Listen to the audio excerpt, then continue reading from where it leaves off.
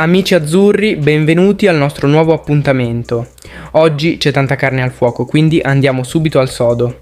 Lazio-Napoli. Sabato ci aspetta una sfida tosta all'Olimpico e Conte potrebbe cambiare tutto.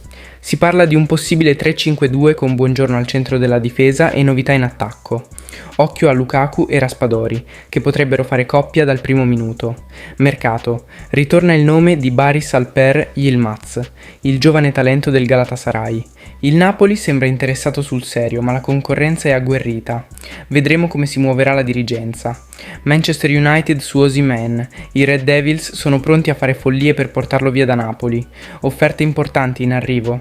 La situazione è tutta da seguire. E per il Maradona, nessuna novità concreta dopo l'incontro tra De Laurentiis e il sindaco Manfredi. Restyling o stadio nuovo? Tutto ancora in sospeso, ma bisogna prendere decisioni. Ragazzi, questi sono i temi del giorno.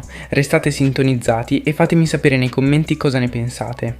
Ragazzi, sabato 15 febbraio alle 18 ci aspetta una partita tosta.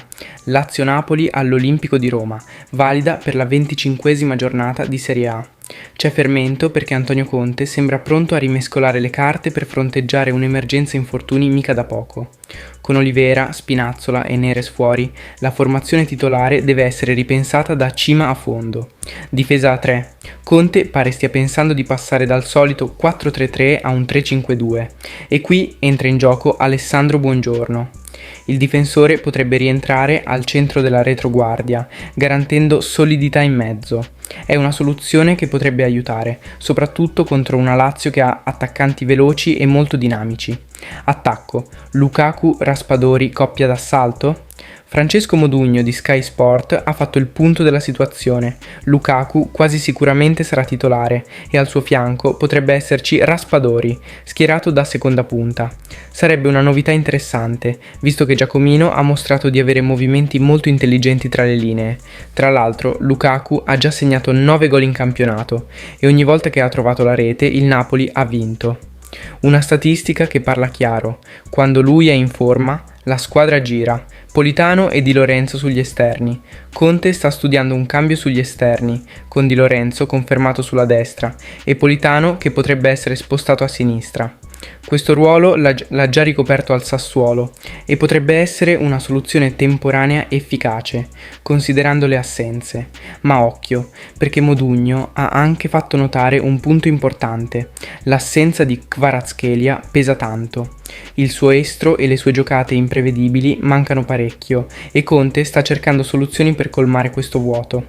Politano e Raspadori potrebbero essere la chiave? Cosa ne pensate? Secondo voi il passaggio al 3-5-2 è la mossa giusta?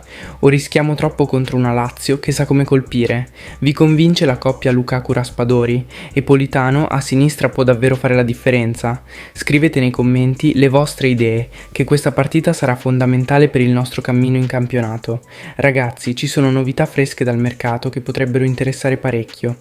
Si torna a parlare di Baris Alper Yilmaz, giovane talento del Galatasaray, e pare che il Napoli stia iniziando a muoversi sul serio. Gli scout azzurri sono stati avvistati all'Afas Stadion di Alkmaar, durante la sfida di Europa League tra AZ Alkmaar e Galatasaray, per osservare da vicino questo esterno offensivo classe 2000. Ma non siamo gli unici, anche la Lazio è segnalata sugli spalti, segno che il ragazzo sta attirando molta attenzione anche in Serie A. Chi è Yilmaz? Parliamo di un giocatore che in Turchia sta facendo parlare di sé per la sua velocità e il suo dribbling. È un esterno che ama partire largo e accentrarsi, un po' come piace a noi tifosi azzurri. Tecnicamente dotato e con un ottimo fiuto per l'assist, è uno che non ha paura di prendersi responsabilità in attacco. E sappiamo quanto questi profili piacciono a De Laurentiis e alla dirigenza. Giovani, talentuosi e pronti a esplodere. Non è la prima volta che il Napoli si interessa a Yilmaz. Ricordate l'estate scorsa? Il Galatasaray aveva provato a inserire il ragazzo in una proposta per trattenere Victor Osimhen, ma De Laurentiis aveva rispedito l'offerta al mittente senza pensarci due volte. Ora però la situazione è cambiata. Con Osimhen saldo al centro del progetto Napoli, potrebbe essere il momento giusto per puntare su un rinforzo sulle fasce. Occhio però, il Galatasaray non molla tanto facilmente. Si parla di una richiesta di almeno 30 milioni di euro per lasciar partire Yilmaz. Una cifra importante, ma se il Napoli deciderà di affondare il colpo, sarà segno che il ragazzo è davvero considerato un potenziale crack. In ogni caso, la concorrenza è agguerrita, anche la Lazio sembra essere molto interessata e pronta a farsi sotto. Ma con gli scout già al lavoro, gli azzurri potrebbero avere un piccolo vantaggio nella corsa al turco. E voi che ne dite? Sarebbe un acquisto giusto per rinforzare la rosa? O ci sono altri ruoli su cui puntare prima? Scrivetelo nei commenti, voglio sapere cosa ne pensate. E ancora parlando del mercato, ragazzi, qui c'è da parlare di mercato pesante, roba che ci tiene tutti col fiato sospeso. Arrivano voci dall'Inghilterra su un possibile assalto del Manchester United per Victor Osimhen. Pare che gli inglesi siano pronti a fare follie per portarlo via da Napoli la prossima estate. Non è la prima volta che sentiamo robe del genere, ma stavolta si parla di nomi e numeri importanti. Secondo i rumors che girano, il Galatasaray non può permettersi di riscattarlo, ma lo vorrebbe tenere. Però più realistico sembra un trasferimento in Premier League, dove l'interesse per Victor è ancora fortissimo. E occhio, perché secondo quanto riportato da TBR Football, anche Chelsea, Arsenal, Aston Villa e Newcastle sono lì con gli occhi puntati su di lui. Il Chelsea lo segue da tempo e sembra pronto a inserirsi, magari mettendo sul piatto qualche giocatore in cambio.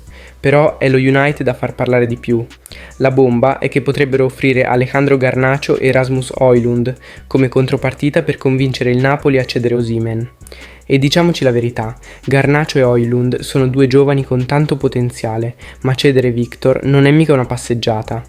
La domanda che ci dobbiamo fare è: ha senso lasciar partire un giocatore che ci ha dato così tanto? Certo, con un'offerta folle qualche riflessione la fai, ma perderlo sarebbe un colpo duro. Osimhen non è solo un bomber, è uno che sposta gli equilibri in campo, uno che ha trascinato il Napoli in momenti difficili. E voi che fareste? Lo terreste a tutti i costi o accettereste un pacchetto del genere con due giovani di qualità? Scrivetelo qui sotto, voglio sapere la vostra opinione su questa possibile trattativa. E infine, aggiornamenti su un argomento di cui si è parlato molto nelle ultime ore. Amici, la questione Stadio Maradona sta diventando sempre più bollente, soprattutto dopo l'incontro tra Aurelio De Laurentiis e il sindaco Gaetano Manfredi. Ci sono tante chiacchiere in giro, ma i fatti al momento sono pochi. Sembra che il presidente non sia più tanto convinto di voler ristrutturare il Maradona, ma nemmeno ha fatto mosse concrete per costruire un nuovo stadio o per acquistare l'impianto di fuori grotta. Insomma, siamo ancora alle ipotesi. Il consigliere comunale Nino Simeone, che è anche presidente della commissione infrastrutture, ha detto chiaramente che da De Laurentiis non è arrivato nessun progetto formale, tipo il project financing che hanno presentato Milan e Inter per il loro nuovo stadio. Solo idee, zero carta scritta. Un altro tema caldo è che Napoli potrebbe essere una delle città ospitanti di Euro 2032, ma il Maradona attuale non è a norma con gli standard UEFA. Il problema principale? La pista d'atletica. Per rientrare nei parametri bisogna eliminarla e avvicinare gli spalti al campo. Inoltre si parla di aumentare la capienza e migliorare la visibilità dagli spalti. Simeone ha detto che un restyling fatto bene risolverebbe almeno il 70% dei problemi. Ma chi ci mette i soldi? E soprattutto, De Laurentiis vuole davvero investire qui? Nuova casa per il Napoli. In molti parlano di un nuovo stadio, ma non ci sono proposte ufficiali. Simeone ha fatto capire che De Laurentiis potrebbe cercare un terreno fuori dal napoletano, anche perché sul centro sportivo il presidente sembra avere idee più chiare e priorità ben definite. A questo punto la domanda è: voi che fareste? Meglio restare al Maradona e sistemarlo come si deve o costruire uno stadio tutto nuovo, magari fuori città? Grazie per l'attenzione tifosi azzurri e alla prossima con maggiori informazioni su tutto quello che succede in casa Napoli. Forza Napoli, sempre e tutto per lei.